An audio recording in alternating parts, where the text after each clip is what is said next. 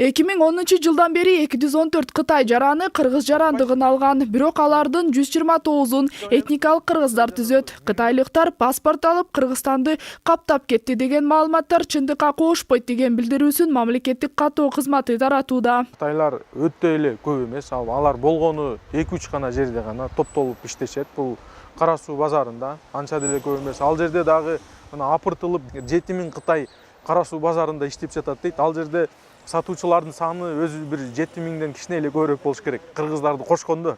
Ал жерде бир анча деле көп эмес кытайлыктардын саны бар. Ошондой эле Дордой, Жунхайда, анан могул Бишкектеги, анан Оштогу айрым Кытай ресторан, кафелеринин ошол кытайлыктар иштеп кармап ошолор иштешет.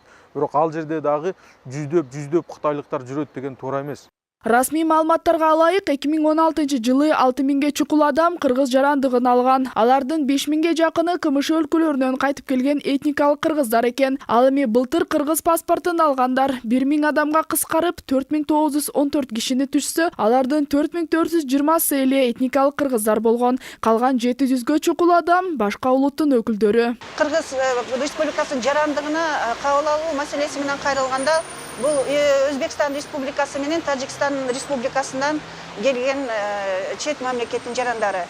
Андан сырткары бизде Россия Федерациясынан, Казакстандан, бул СНГ мамлекеттеринен келген жарандар, анан алыскы чет мамлекеттерден келгендер бул Афганистан, Пакистан, Турция деген мамлекеттерден келген жарандар.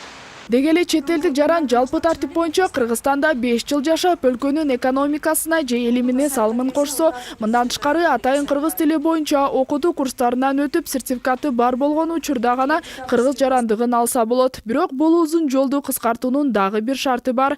Мисалга, кыргыз жаранына үйлөнүп же күйөөгө тийсе, кыргыз паспортун алууда жеңилдиктер каралган. Мындай учурда кыргыз жергесинде 5 жыл жашоонун кажети жок болуп калат. Дал ушул ыкманы колдонуп, бир топ чет элдик жаран кыргыз кыздарына үйлөнүп жатат деген пикирлер коомчулукта байма-бай айтылып келет. Бул багытта мыйзамды катаалдаштыруу керектиги учурдун талабына айланууда. Ошондой үйлөнүп аткандарга өзүнчө караганга менимче болот деп ойлойм. Анткени бул бир эле атуулдук алууда жоопкерчилик эмес.